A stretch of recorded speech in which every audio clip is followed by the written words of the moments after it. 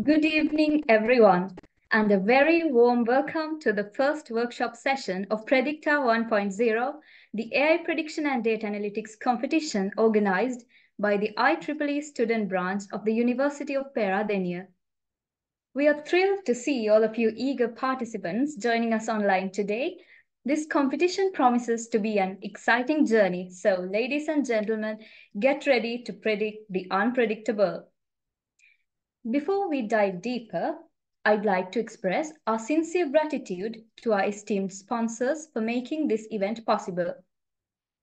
A round of applause for Young Professionals Sri Lanka as our ecosystems partner, SLT Mobitel as our silver partner, Zone 24/7 as our gold partner, and Sri Lanka Rupavahini Corporation as our official media partner. Thank you for your invaluable support. To further explore the innovative spirit behind Predicta 1.0, let's take a brief moment to view our sponsors' messages.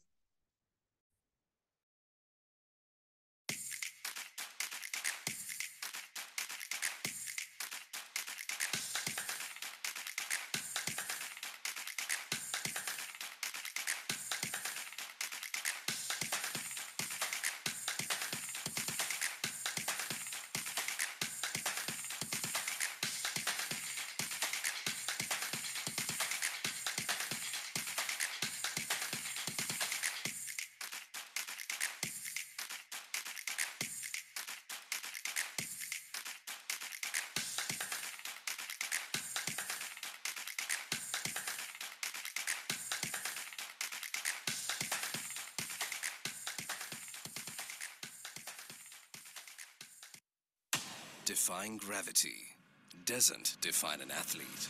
It's the connection, a rhythm of consistency, the heart rate that makes life a sport. It's time to wake up, Mahesha.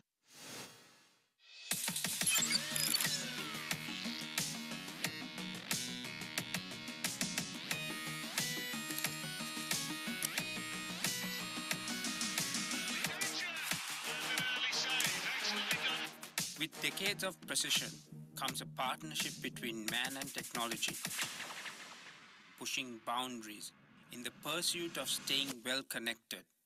SLT Mobitel, the connection.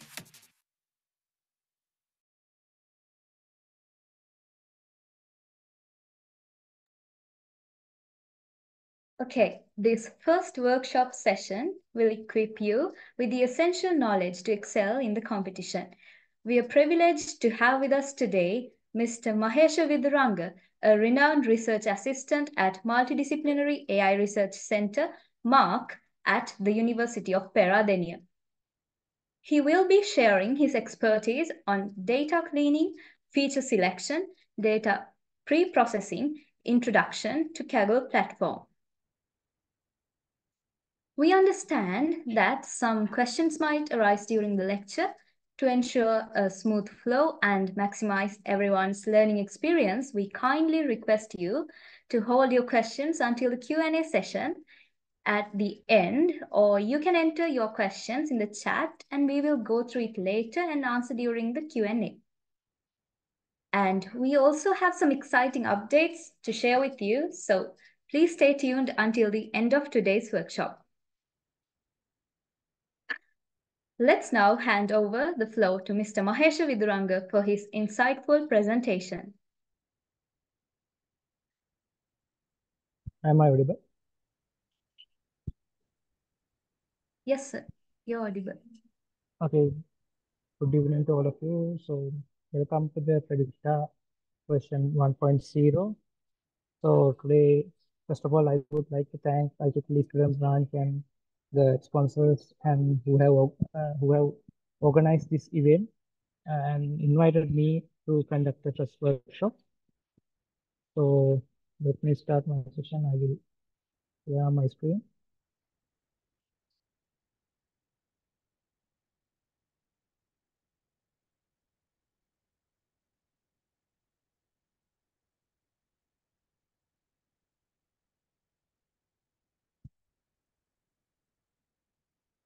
Is my screen visible to you? Yes, sir. Your Okay. screen is visible. Okay. So I am Mahesha Viduranga. So I will start today. I am going to discuss about uh, these topics actually. So data cleaning, data pre-processing, and feature selection. Before that, I would like to introduce some of the basic concepts towards the machine learning, which is essentially the data, and I will discuss little bit about how introduction to machine learning, not a lot. So you will cover those things later in the later workshops also. And also, I would like to introduce some of the context uh, concepts in the data visualization part also, because it is very useful in data cleaning, data processing, and also feature selection. So let's go. So data. I think you have heard about this data concept in the, I think, in ordinary level ICT and other things also. But the thing is, if I ask you what is the most valuable thing in the world, uh, if everyone will answer some different type answer. But the thing is, data is the most valuable thing from my point of view in the world, because if you have a lot of data, so you can know about anything.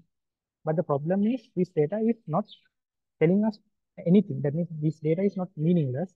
We have to convert into a form which we can get a meaning from these data.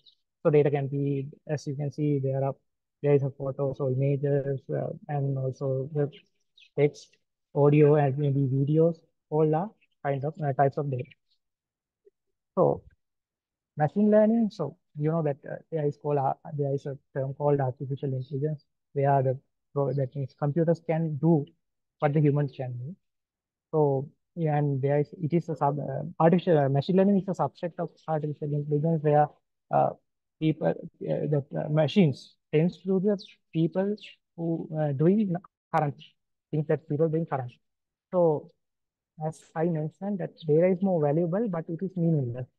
So, when we process data, we get information. This information can lead us to some of the things that we can predict in the future. So, for example, that all of the guys, I think you are using YouTube, and when you interested in some areas, maybe that means academic things, or sometimes games and other things.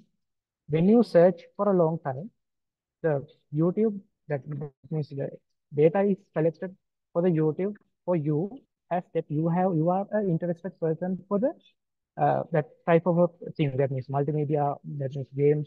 If you are a gamer, the YouTube thinks that you are interested in games.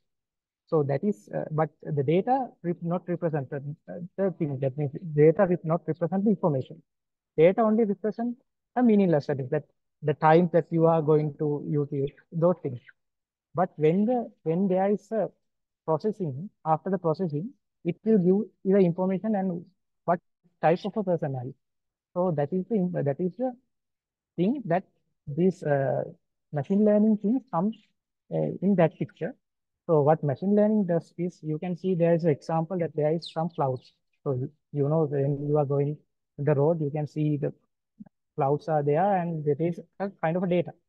But when you use a machine learning model, and so using so much cloud information, you can predict is after 1 hour it will rain or not. So that is the thing, because so the main thing between the human and the computer is that if we take an example for a doctor, that doctor may investigate 10 people and say uh, he or she will have this disease based on this data, or the prior knowledge of the doctor will helpful to arrive at that conclusion. But the problem is, if there is so many patients, how to get that data and process, and how to predict. This cannot be done by a human, because humans can process some kind of because all humans have some capacity. So beyond that capacity, humans cannot process. So, but these machines can to a certain limit. But with the development of the world, the machines can process these kind of data. So machine learning is kind of a foundation, because I know you have heard about machine learning in different definitions. But the thing is, with the data. This is because the machine learning is also a tool to get information out of the data. That is a simple thing that you have to learn. So I have included some of the uh, basic terms that we use usually in the machine learning. That is, in the next session, you will learn about the algorithms and training data. So, and also the features. Features means what includes in the data to get into that model. And the labels. Labels means what are the outputs that we are expecting. Is it, for example, is it raining today, or is it raining tomorrow or not, kind of thing. And the model. So for these, I am discussing today only about the training data and how to get the features and how to label things, kind of thing. And after, in the next workshop, you will learn about other things.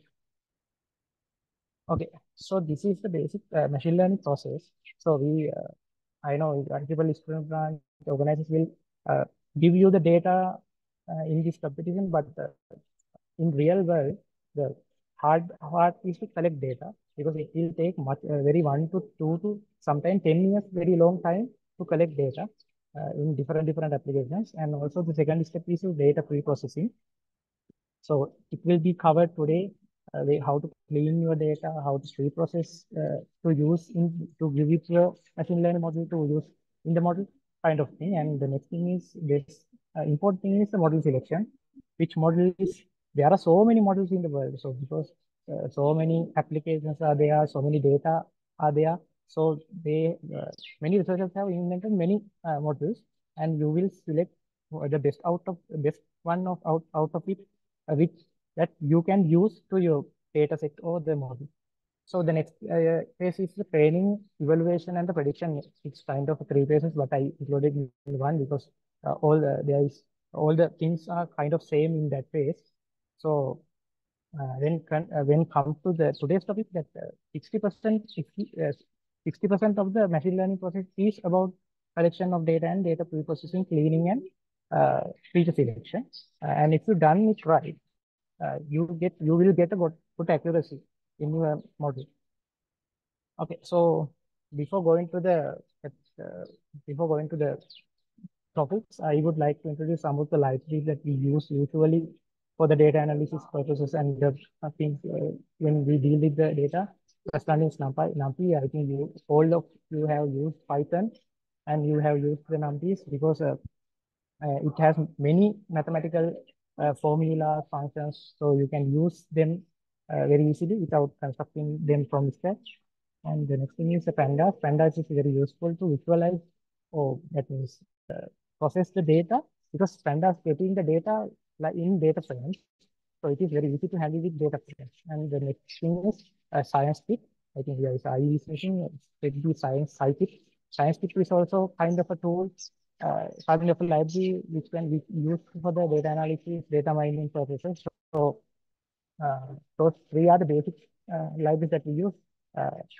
And it's for sometimes I may use kind of Freeborn and Matplotlib. They are usually for the plotting purpose. So the next topic is data cleaning. We will see what are the steps that normally we do in data cleaning, and we will go to a practical demonstration. So as this is a workshop, we have to have some practical knowledge of it, and I think you can code with me, but I am not going to code all the things because with the time limitation, there is only 1 hour. So uh, we will try to do our best to finish the whole. Okay, so these are the five basic steps in data cleaning. So you have to identify and remove the duplicate and corrupt the irrelevant data. And the next thing is the fixing syntax errors. And in syntax errors means that means there may be when let's say you are including data as including age as your data in some date column there will be a age which is that is, let's say, animal. So age cannot be a string, no, that means animal cannot be age, no? So those kind of things may be there, that is called the syntax errors. And also their third step is to filtering out the unwanted outliers. Outliers is that I will explain it in the code also. Outliers is is if there are some data points which is behaves very differently with other data points. So we take them as outliers because if there are so many outliers present, our model will not be much accurate because they will train towards that outliers also, which will be unnecessary. So the next thing is the handling missing data. So we have to ensure there is no missing data. Otherwise, there will be some difficulties when you train uh, in the later part. And the next thing is the validating data accuracy. Uh, this is I cannot give you a practical demonstration today for the validation data accuracy because if you train the model and after validating, uh, so you may get some that means you will overfit sometimes. Underfit, overfit means that's training. That means you are training. You have a training data set and the validation data set. So if the training accuracy was very high and your validation or testing accuracy may get low, so we call it as a overfit. And if the training accuracy is very low and the validation accuracy is very high, so we call it underfit. So if there is such a situation, you have to again look into your data and identify what are the errors present there. So it also is step in data cleanup. So you have to do this again and again to ensure to get a good result. So let's then before going to the data processing, let's have some practical idea about the data cleaning process. So I will think.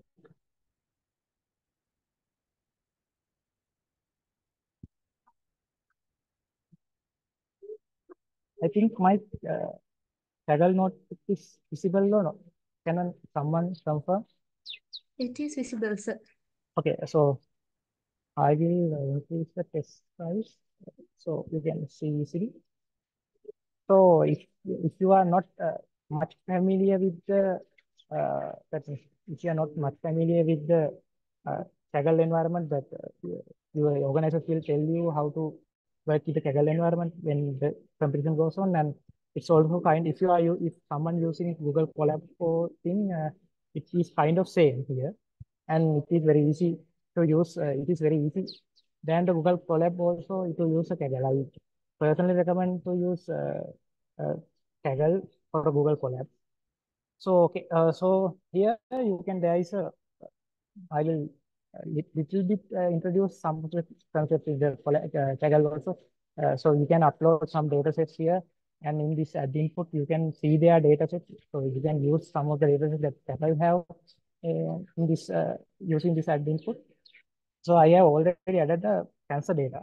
So we can visualize it in the next after in the latter part of the code. So uh, so there is the original data is have no errors. So I have updated it to have errors because I have to show you the how to work with the errors data. So okay, so Kaggle usually have installed it has already installed that NumPy pandas kind of libraries that we usually use. So you don't want to actually install them, but if you are using another other platform, you have to install these libraries. So I you can use this command pip install pandas or the required library. Uh, you can get it from this command. Okay, so here this code is usually comes with the when you open new notebook. That means uh, notebook means the environment that we can code. So if you open a new notebook, there will be this kind of a thing where you have already loaded uh, your data sets here, so you can use them. And after that, from here you can use. I have started the coding part. So I have you read that my updated cancer data. So if you are coding with me, you can also get any data set. It is very. I am advised to use. I am advised you to use that means CSV type data because I am using this for this workshop. I am using this that kind of a file. So so you can use pandas read CSV for the reading the uh, the CSV files and it will get this as a data frame. So I have named this as a data frame, so we can see the shape of the data frame. So let's see. Uh,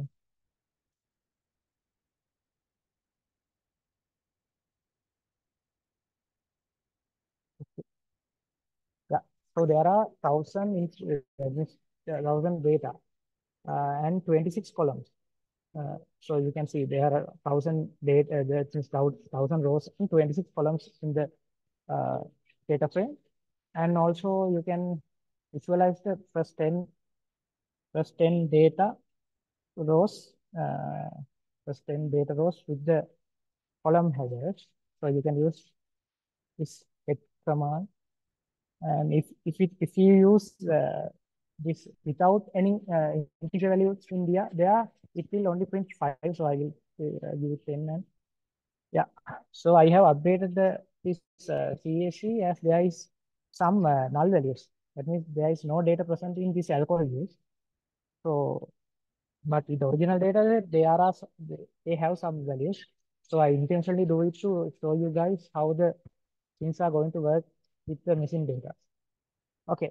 So before I have said that before doing the data cleaning part, you have to have a good idea of what is your data set and what are the parameters here.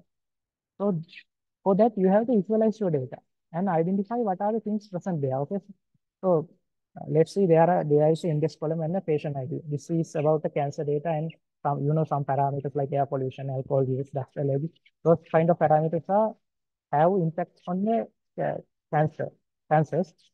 So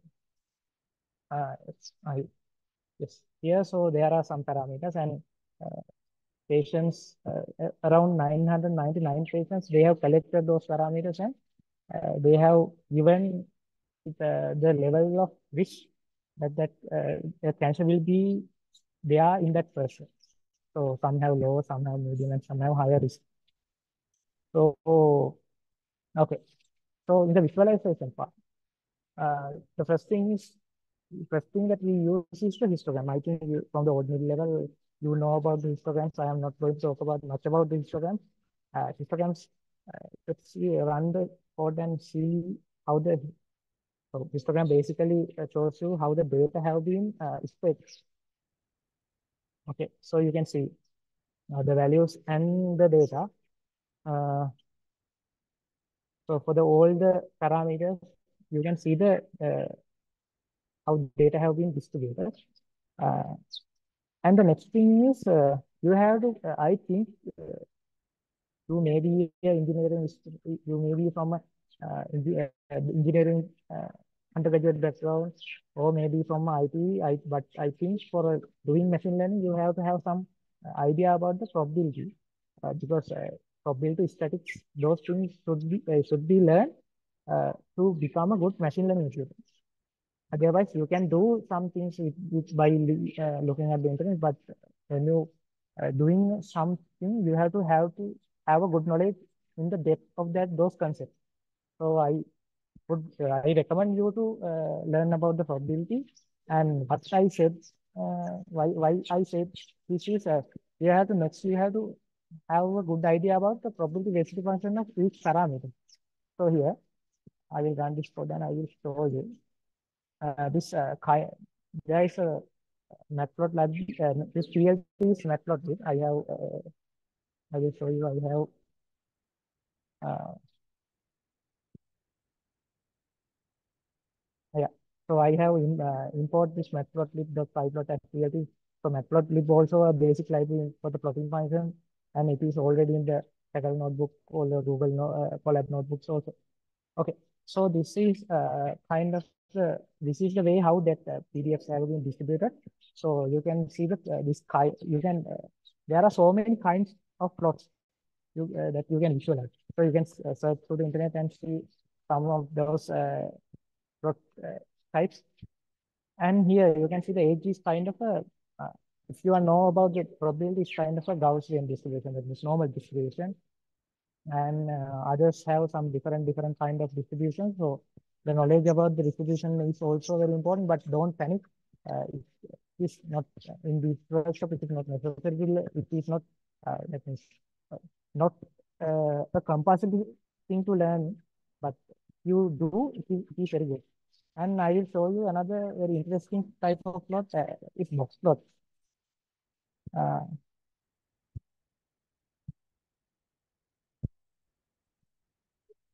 okay, so these are box plots here.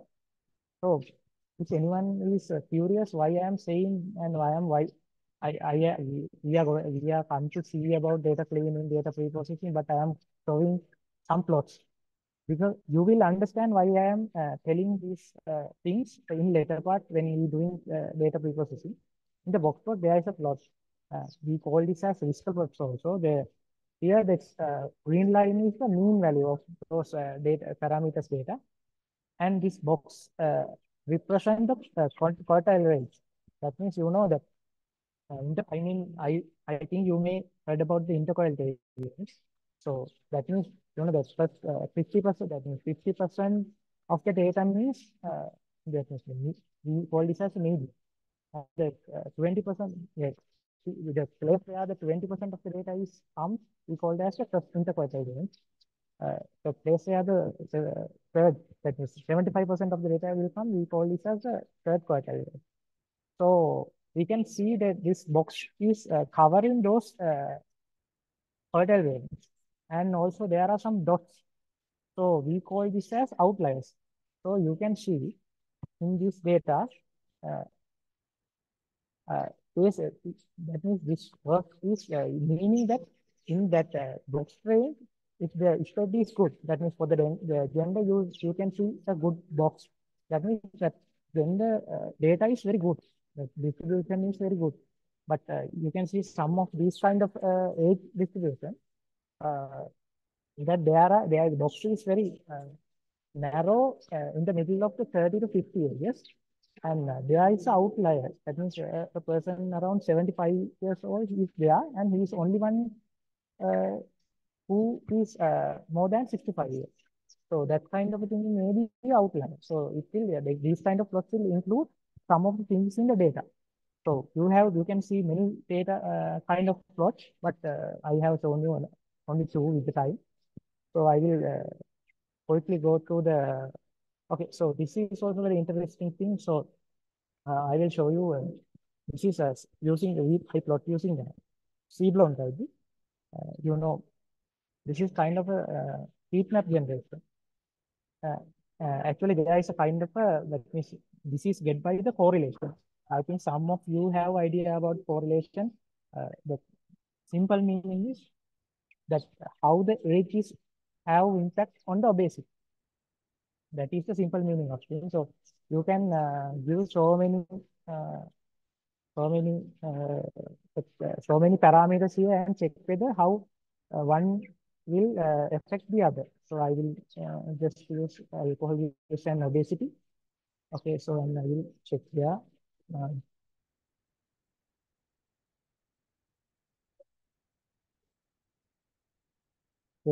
and the other thing is obesity. So let's say there's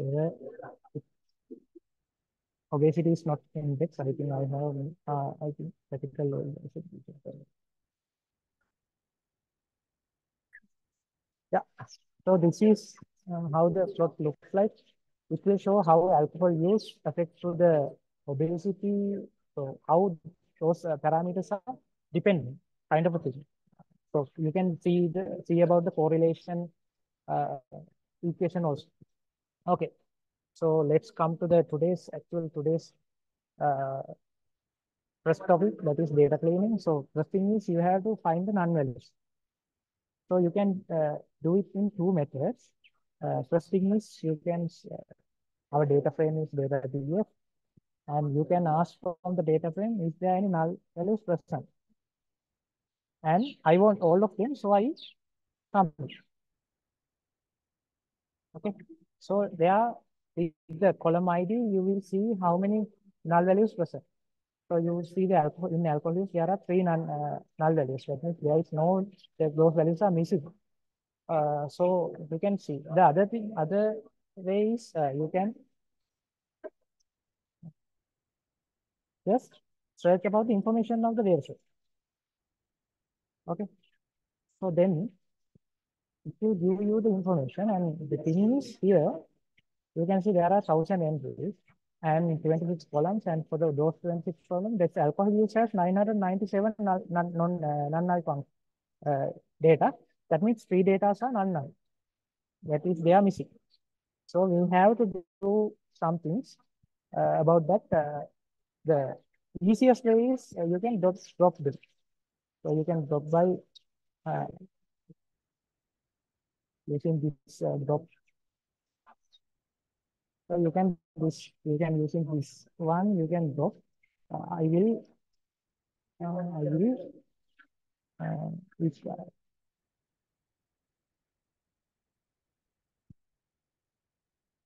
I will name it as no, data.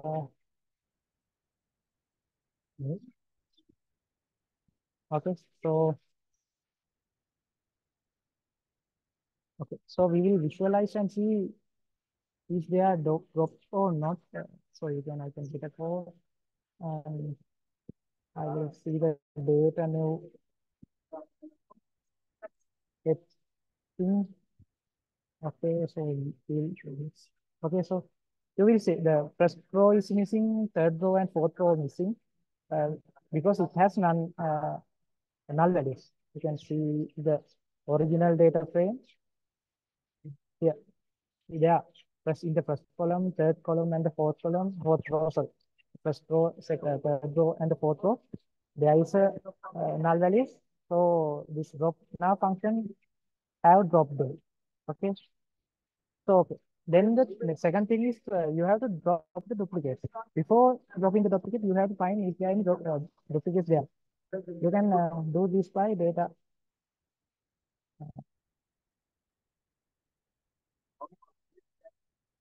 Okay, so duplicated, and then the sum. Because we have to get the all the, that means there are some duplicates and we have to get the, that means we have to add them. This sum. Okay, so there is one question, I think 6:30 a.m. I will answer. I don't, I actually, I didn't get your question to find outliers because I am not looking at the chat online. So please kindly give a brief summary of your questions. Okay. And then you have to remove the duplicates. Data, let's we will get that data frame into a new one because there are no duplicates. If you find any duplicates, you can drop you can remove duplicates using that data our data frame is this, and we can yes, drop duplicates using this. You can drop. Okay, let's see the data duplicate, and I think the same thing must become because uh,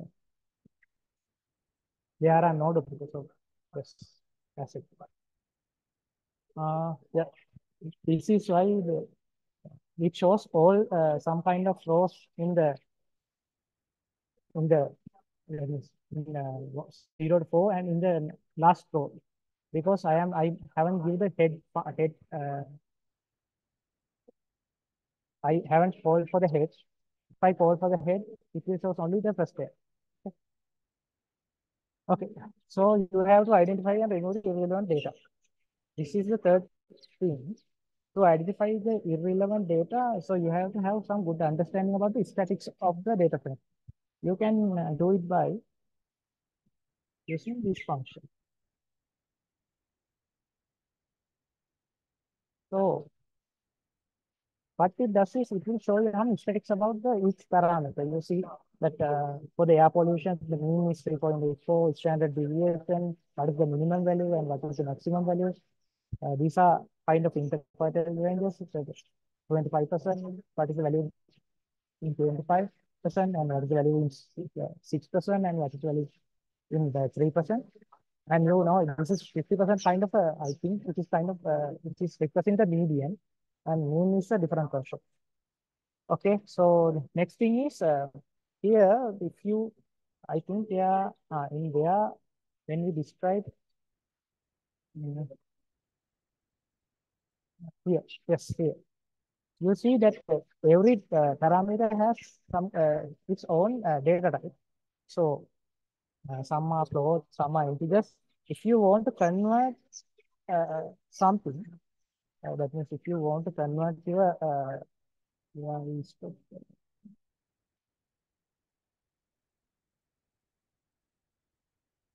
here.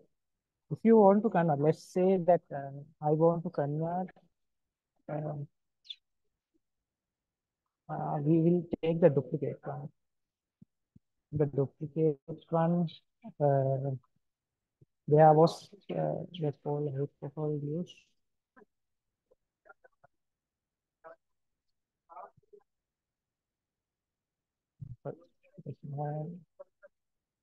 And so I will, okay, so yeah, yes, we can. Yeah.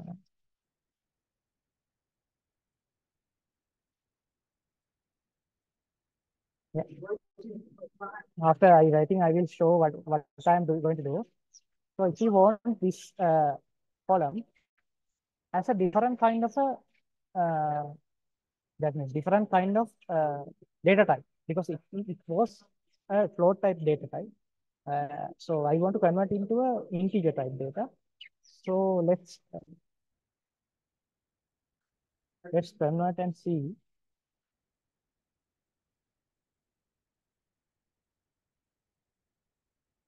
There's error.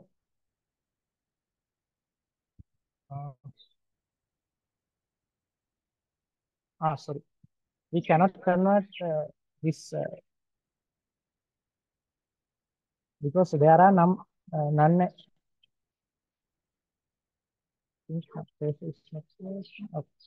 Because let's try different column, because it has non-integer values.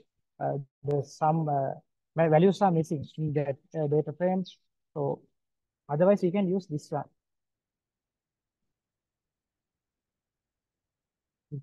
I have used data new, which haven't the duplicate, which haven't had the, as I remember. Yes, let's see what I have named. I have removed the data new.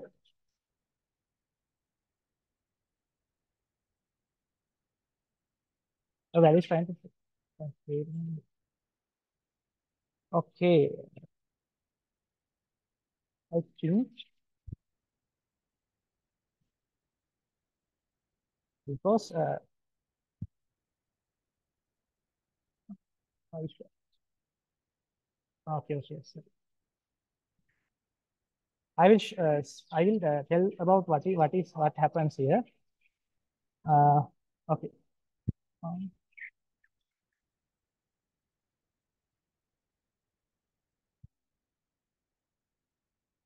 Okay. I don't know what's happened. I think it has been worked before.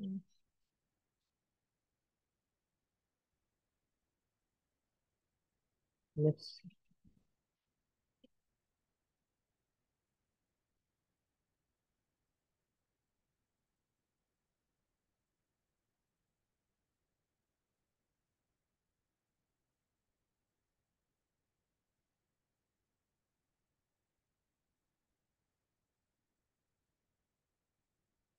Yeah, now it's working. I don't know what happened earlier, but that error means that the meaning of that error is they will show you some kind of that means a warning. If it is a very good practice to not to change these things. Okay, so if you want to, that means you have to in the next code, you will see we are assigning some of the values to these null values. But if you try to assign, don't don't try to assign the existing data. You have to preserve that. Otherwise, it is a good practice, and in the that means standards, they will take assign. They will tell you as an error, and I don't know why it is not an error. I think it's a good practice. Okay, so then so we are talking about some of the how to see the irrelevant data. The next thing is interquartile range method. So this is not a big thing. That is not a hard thing. You know, we have learned about interquartile ranges in the ordinary level. So exactly the same thing happened here. We are just remove the data which is not present in the interquartile range, not interquartile range, some range that we define with the help of the interquartile range. So I have said that that outliers was there in the plots. I think she may. Okay, so there is a question. Okay, I will share you the notebook file. So that is yes, yeah, yeah. That is there, no? So the thing that I have mentioned is that we have to remove the outliers, and that plot I have shown you that both plot for the Vista plots. They are also telling some of the data has outliers. So how to remove those? Okay, let's see how to remove those. Okay, let's get data frame, and we get the alcohol use. Oh, let's oh yes, new, and let's find the quantile. Yeah, and as it is 25, and okay, I think you know there are alcohol username. There is no alcohol username. So I didn't. Okay, okay. Yes, I did. Okay, so the quartile range is you can see it is 2. So the third quartile range is uh, then alcohol use, and we can get the exactly in the same way that we have used the first get the plus 25 and 0.75. So the next thing is you have to get the interquartile range. So I will name is at IQR. You can get it by Q3 minus Q1. I think you have good understanding about the O level, because we have done this in O levels also. If you don't remember, you just look at some internet or any book. Okay, so we have to get the bounds there. We have to get a lower bound and upper bound. What I am going to do is I tell uh, beyond this lower limit and upper limit, don't get any data. Okay, so lower bound I will take, and I will tell that it's about Q1 minus 1.5 into IQR. So I will tell why I take 1.5. In that the density, not the density, but in the box plot, they have suggested some of the data points are outliers. I will show it again if you miss things. Here, you can see in the alcohol use, there is some kind of outlier. I think he is drinking too much. And there is in age, there is a kind of a very elderly person, so it also outlier. So I don't think I have said this 15, otherwise there will not be no person who is doing this format. And I think he or she will die if it is 15. Okay. And the next, so in that plots, this is the equation. This is the lower and upper bound. They see the outlier. If that data is not present in the within the lower bound and upper bound, with these equation they will take it as outliers. Okay, so that is why I take this 1.5, that this equation. So you can get the equation that it is very, you can adjust these parameters. It is not the fixed one. Okay, so I will add device. I think there will be not much different. Let's see if the 15 is removed. Okay, IQR. Then I set my data frame to remove the things here. Data frame. Yeah, get all the data frame and call to the column, which is the alcohol use, as I remember. Okay, then what you have to do, just get the values between those in that column. Just get the values between these ranges, the lower bound and the upper bound. Okay, and we will visualize this. Numeric syntax here. Okay, so here is fine.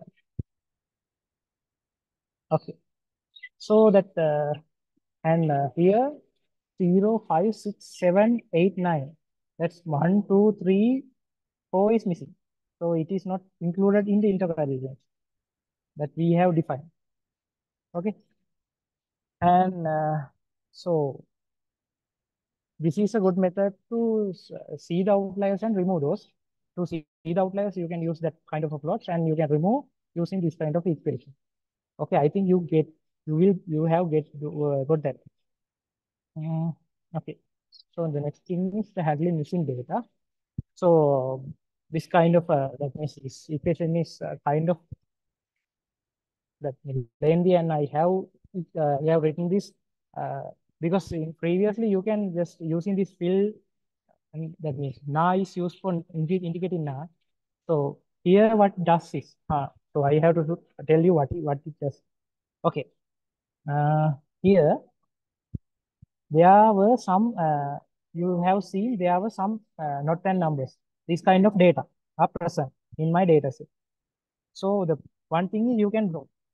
Let's say you have 1,000 data and you drop around 300 because there's some data missing. That is not a good thing.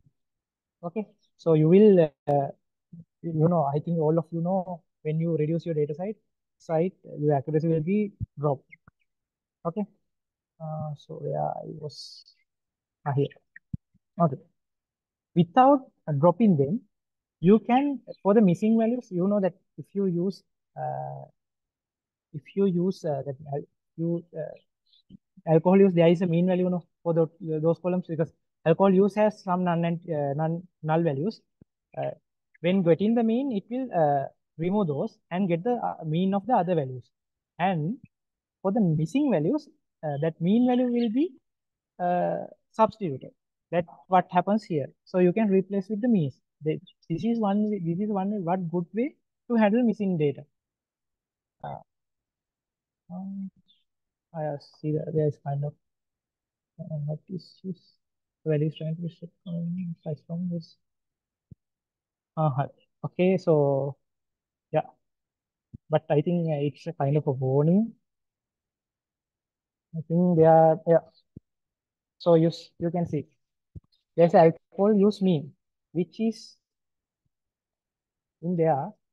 I think they have already dropped this data df. So I will reload the data set because I have dropped that one, and so otherwise no point of loading. I will load that again. Okay, then so now the data frame is the original one. Then I will run this code and see. Okay, here. Okay, so now there is, you can see the first row there is not an integer, sorry, null value, and the third row that is there is a null value. But when you go to the here, you will see there is a alcohol use mean. Okay, so that means that that the null value, what was the null value? It was in the first column. No? Okay, the first column it have been this 4.757 is the mean of that alcohol mean as a alcohol, and it has been substituted to that one. Okay, okay, so this is a good way, and the next advice is don't change this one. Let me some have a bad habit. They just replace these columns. So I can also replace this one. That means alcohol without inserting a new one. I can replace this one, but it's not a good habit because you can maybe your mind will change after. So you have to run all the codes and see where is the thing happening. So I recommend you to have a new column for those kind of substitutions. Okay, so these are the things that we can do in the data cleaning part. I think you may understand. If you have any questions, you can use the chat. And let's go to the presentation. I think the time is also rising. I heard you. Okay. Okay, so I am now in the presentation. Loading. So in the next phase, I will finish the presentation and come to the Kaggle notebook. Otherwise, there is takes time to load the presentation. Okay. Okay, I will tell you the summary. I think I am audible still. No? This is my connection drops. Now you're audible, sir. Okay.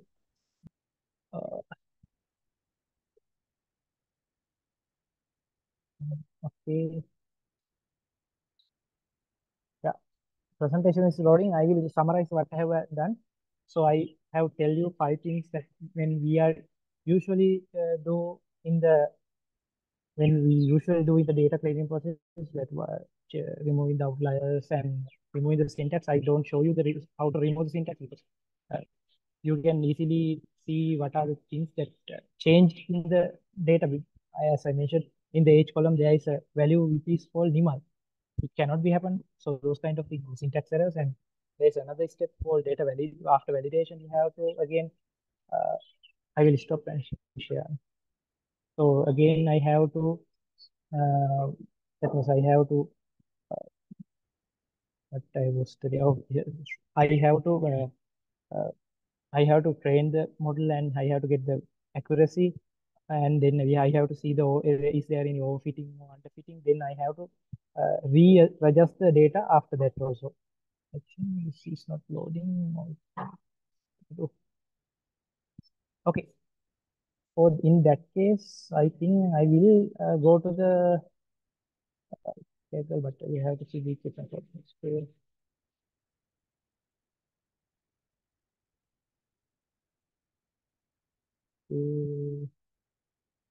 No, I think the time is limited, so I will go to the Kaggle and uh, come to review the concept about the data preprocessing later. It's not there are no mini slides in there. I don't know. Connection is not good. I think also my slide is not loading there. Okay. In the data processing, the first thing you have to do is scaling. Scaling. So why you do scaling? I will show you some equations here. I have talk about the min-max normalization and the standardization techniques, and also the normalizer.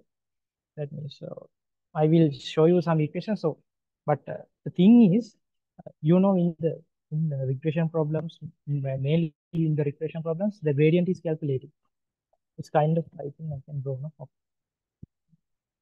If you have, let's say, this is x is your input and y is your output. Okay. So there are some data points.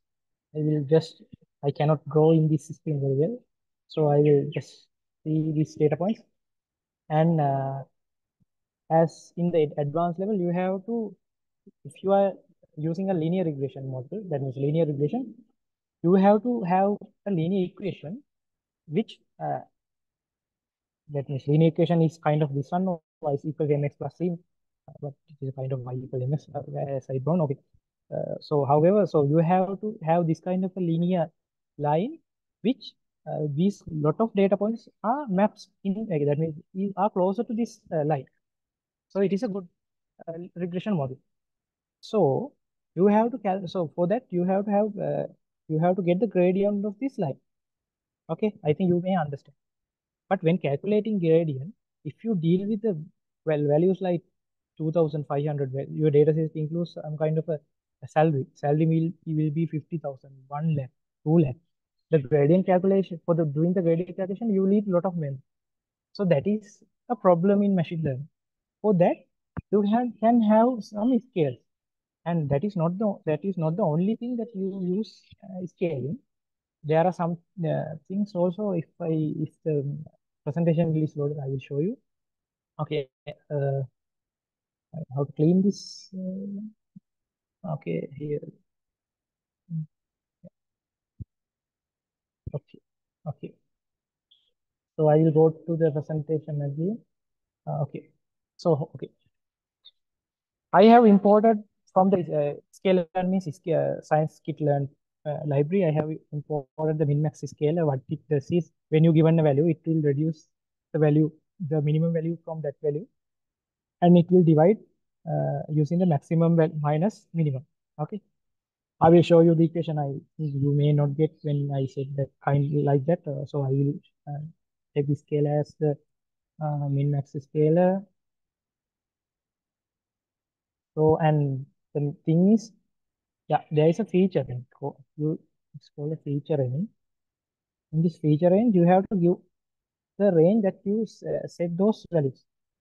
Okay, I will give 0 to 1. So the minimum value will be 0 and maximum value will be 1. And all the other data points will be lie between the 0 and 1. Okay, then you have to fit you have to have you have to convert that.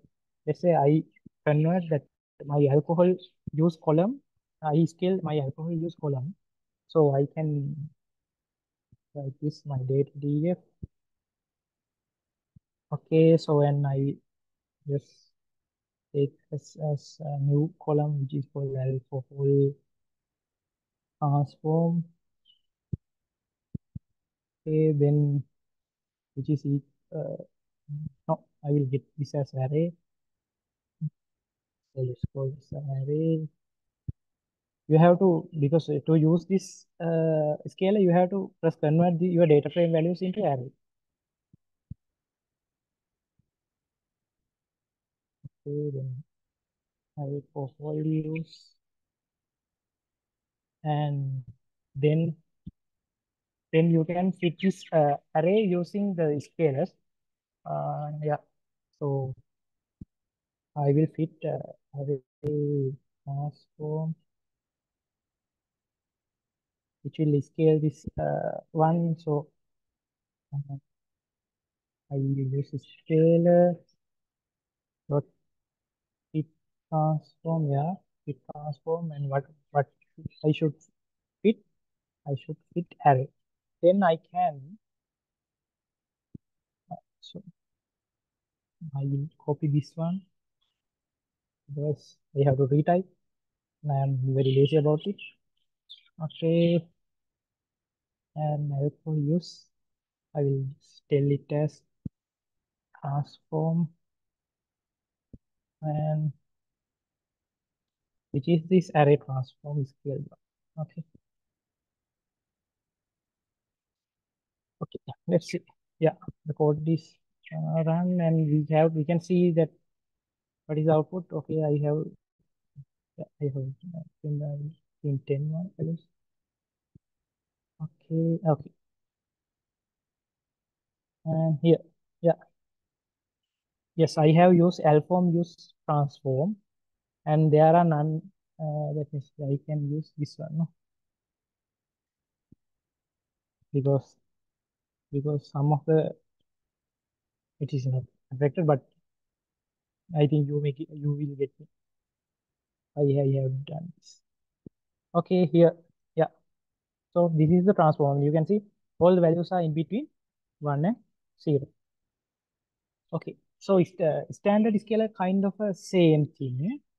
I will tell you what is the difference between those two. You will see when the presentation is loaded, and I will tell you. So I will copy this because there is only few things has to be changed.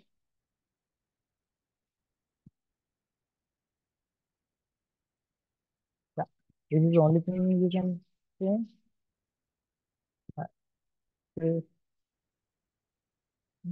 yeah, and there's no feature range. Feature range is in the min-max scale.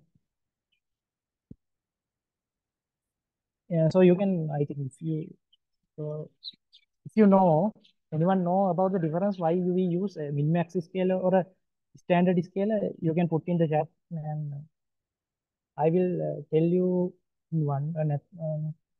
Okay, to the yes, official notebook. Okay, if you anyone know, you can put it as uh, still no any message. Okay, I will tell you that min-max scaler is kind of scaling in 0 to 1, and it is not.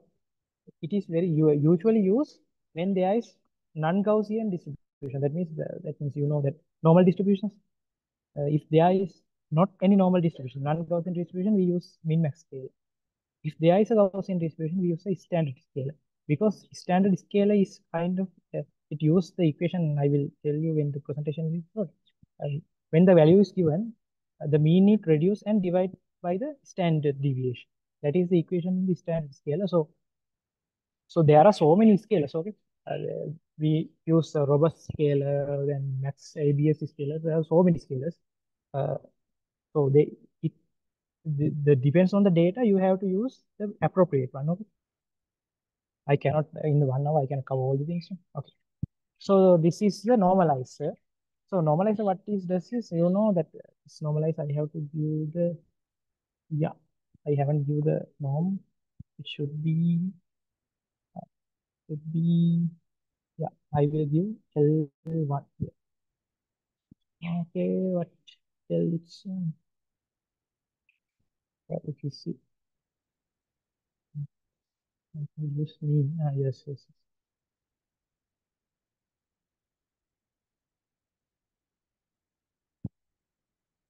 Okay. So this normalizer, what does is it will divide all the values. Use you know L1 norm. L1 norm is kind of you know there may be negative or positive values in the data.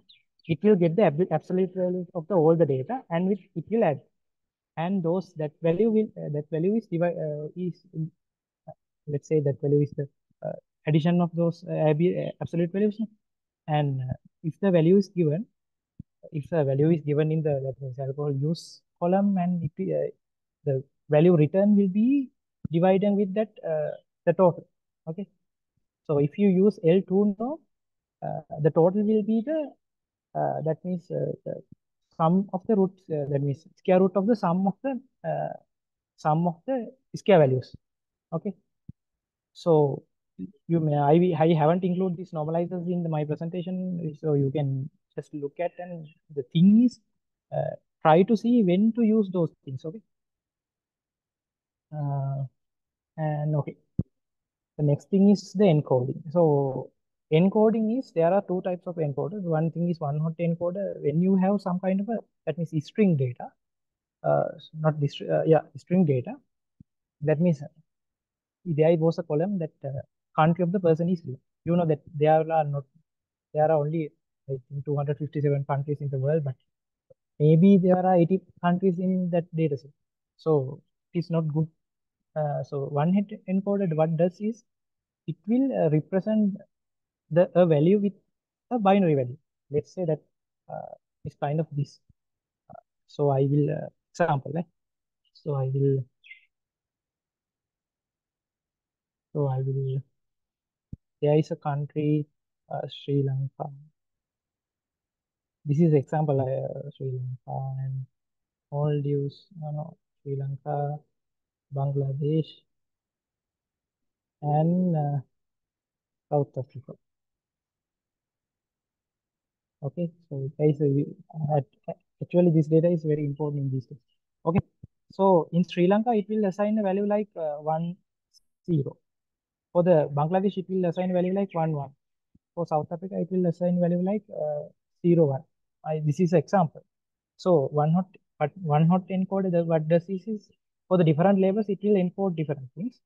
Uh, so I will. This is the basic meaning. So because we cannot deal with strings in machine when it is a application problem, when it is a machine learning problem. Most cases you cannot deal with strings. You have to convert into a numerical value. Otherwise, calculation cannot be done. Okay. So yeah. So it's a kind of 1000 into 3 matrix. Okay. So I have encoded the level. Level means that means yeah. Yeah. Level means is high level medium one.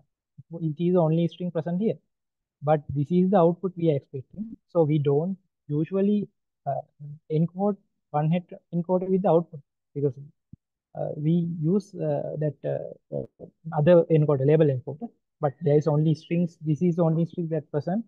Otherwise, there is a string present for the IDs, but IDs are different, so there are really low many binary numbers. Okay. Okay. Then I think now we are coming to the end. Okay, so the next thing is the label encoder. Okay, let's run this and see. Yeah.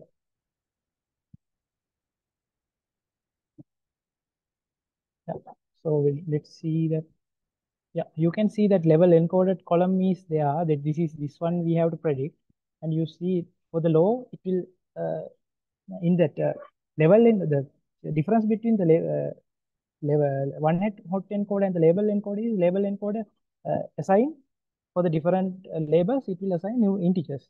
So it for the low values it have assigned 1, for the medium value it has assigned 2, and for the high value it has assigned 0 because most values are high, so it has assigned 0 for the most values. Okay, so then the splitting part, it is kind of a very simple thing. I am not going to talk too much about things because you have to split train and test sets. Okay. Okay, so we are coming to the last things. And before that, no, I will run the course and the next thing is the feature selection. In the feature engineering, this is called also feature engineering. In the feature engineering, I will see that my presentation is not loaded still. Okay, okay, I will show you. Uh, yeah, here uh, I have show you guys uh, two feature selection method. Uh, yeah, the first one is we call it as yeah, from the chi-square distribution uh, it will show you the distribution, not the distribution. What feature selection does is when you given the data, there are so many parameters. As you can see, there are 22 parameters here. Does these 22 all 22 parameters will affect the final outcome? No, no. So there are some major parameters which will affect the outcome. To see what are the major parameters which will affect the outcome, we use this feature selection because otherwise our memory will be high because we are using all the parameters for training and some parameters are don't affect the output. But so that kind of problems have been occurred. This is where the feature selection is good for me. And the first one I am going to talk about is the univariable feature selection method.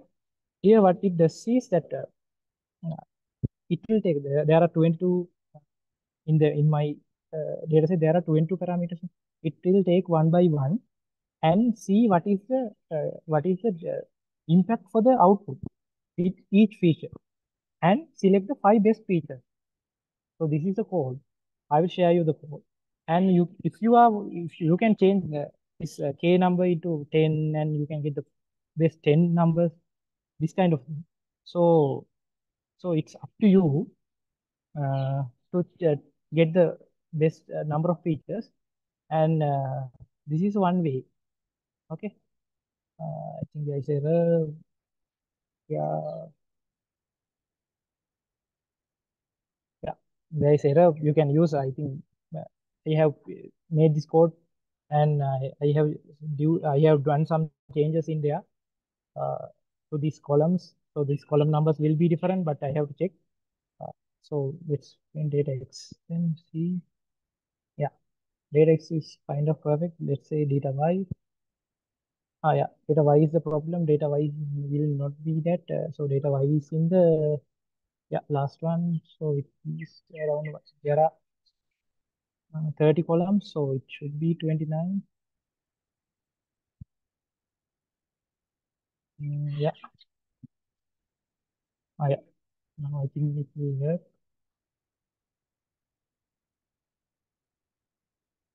Mm,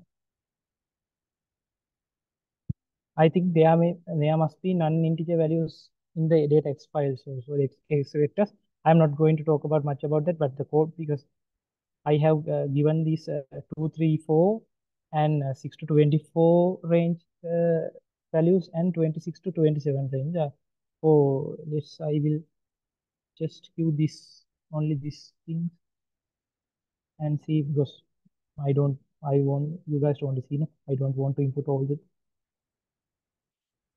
Okay, let's see if it is running. Let's we go with that.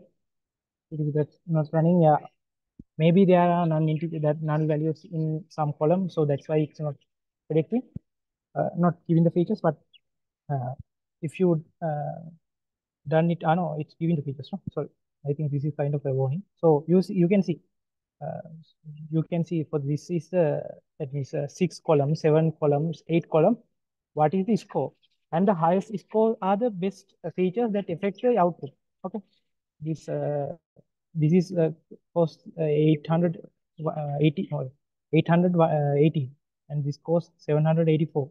So you can just go to the column headers and see what are these column headers. Okay, I think you may understand. And the other thing is the recursive feature elimination method. Uh, Here I will run and I will show and I will tell you what happens there. There is a kind the same error, I think.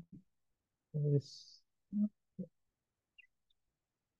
Uh, so I am not going to dig into this error. It has to be solved, I think. For giving the data X data Y is the problem. So you can look into there. So there, what it does is uh, it will rank. That means from one iteration, it will take all the features and run one iteration and remove the least important parameter. And next, it will run another iteration and remove the next least important feature. Likewise, it will run and remaining, that is, if we want to set it around to select 5 features, when the features are remaining features will is 5, it will stop and it will give you the uh, rank. It will give you 1, 2, 3, 5 rank in the, and you can get those 5 features as the best 5 features. There is some error in code. I think it's about due to this data X and data Y. I will just those and send you. Otherwise, I think the time is up. Uh, so I have to into the thing, and the problem is my presentation is still is free. I don't know freezing. I will just do a quick thing. Is free again. Okay. So organizing committee, can you give me 2 minutes? Is it okay? Okay, so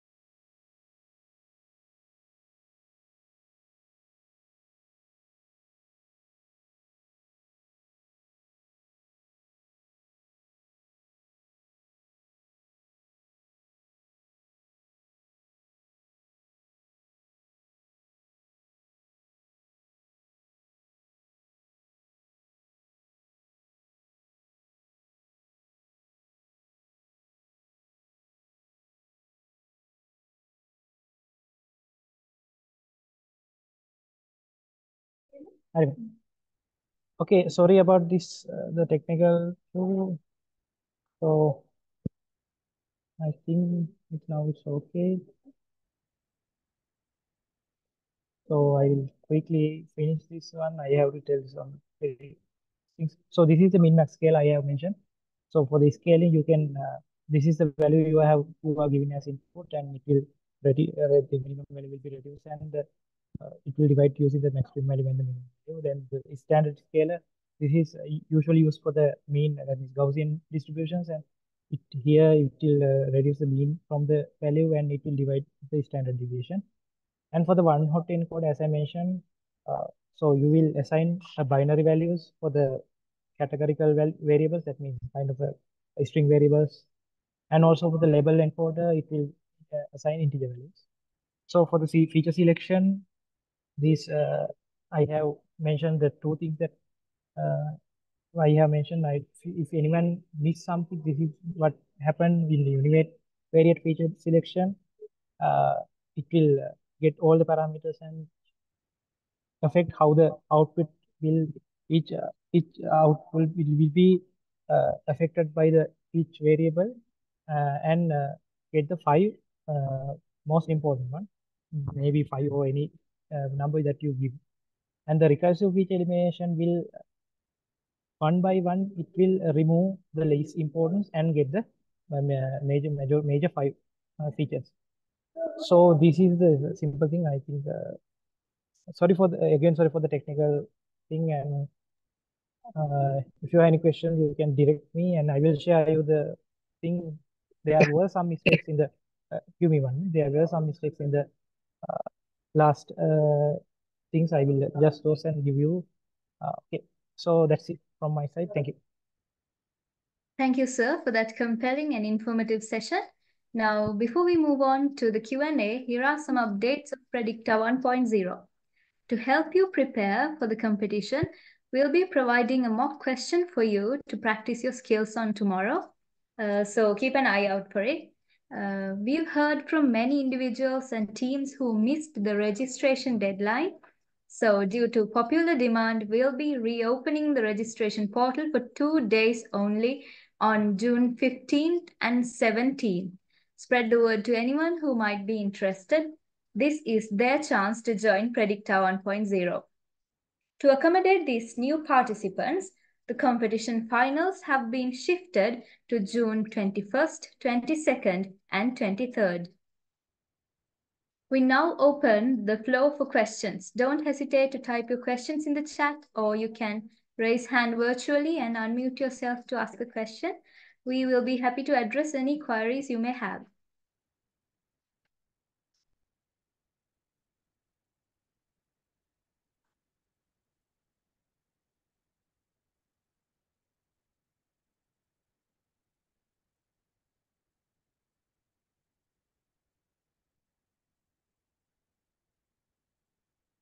Okay, I will share with the organizing committee, and they will share with the notebook with you later.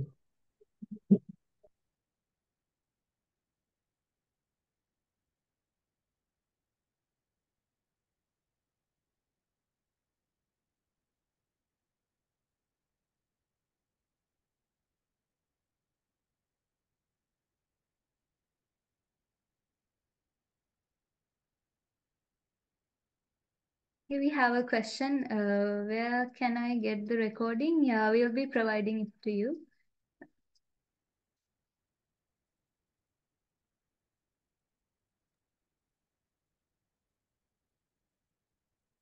You can type any other questions you may have in the chat box.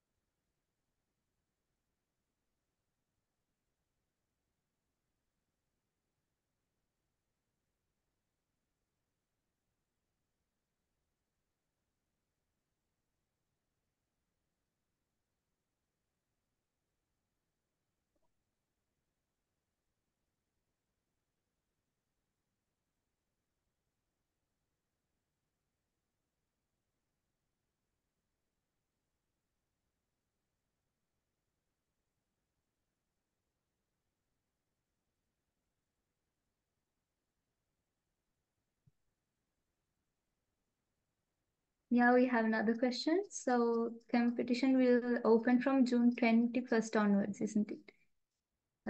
Yeah, actually, it's shifted to June 21st, and so it will be held 3 days from 21st to 23rd. Any other questions?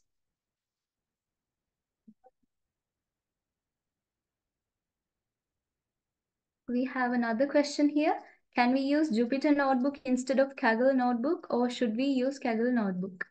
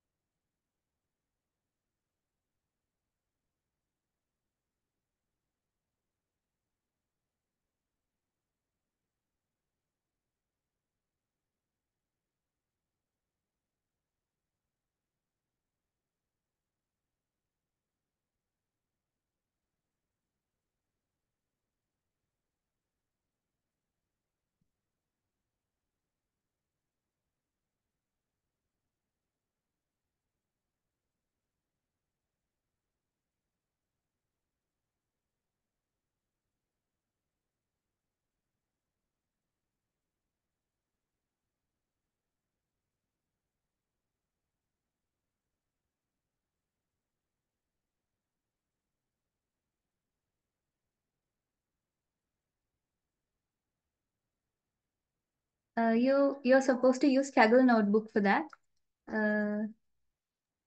Yeah, I And think they are. So, can I give a question? I think I don't know about the organizing. I think you will be given a Kaggle data set as a thing, but you can. It's not very hard to use Kaggle notebook if you are very familiar with Jupyter notebook.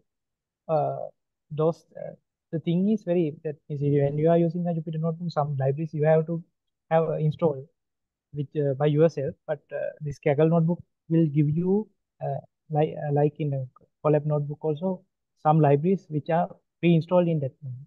And also it's very easy to get some data sets uh, into your machine learning model and try to play with those and because Kaggle have so many data sets available. Kaggle is a good platform to get so many data sets. So that advantage also there for you. So that's why I think that organizers have decided to use Kaggle instead of other notebooks. I think this will answer your question. Is it?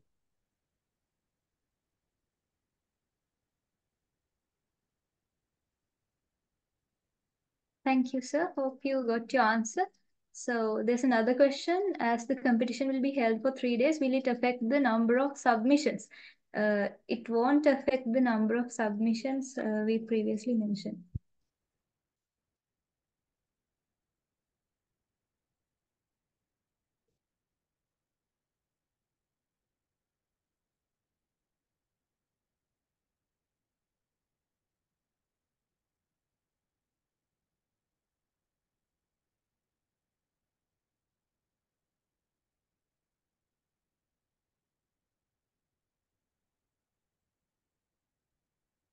So there seems like no more questions. So let's move on.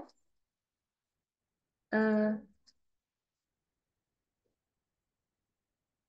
A big thank you once again to Mr. Mahesha Viduranga for sharing his valuable knowledge. This workshop certainly has set the stage for a successful competition, and also to our sponsors, we thank specially. And we hope you found this session insightful. Remember, this is just the beginning of your journey in Predicta 1.0. We encourage you to explore the resources provided and actively participate in the upcoming workshop 2 on tomorrow with Dr. Kanika Vidanage, Senior Lecturer at General Sir John Kothalaula Defence University. Stay tuned for further updates and best of luck in the competition. Thank you all for joining us.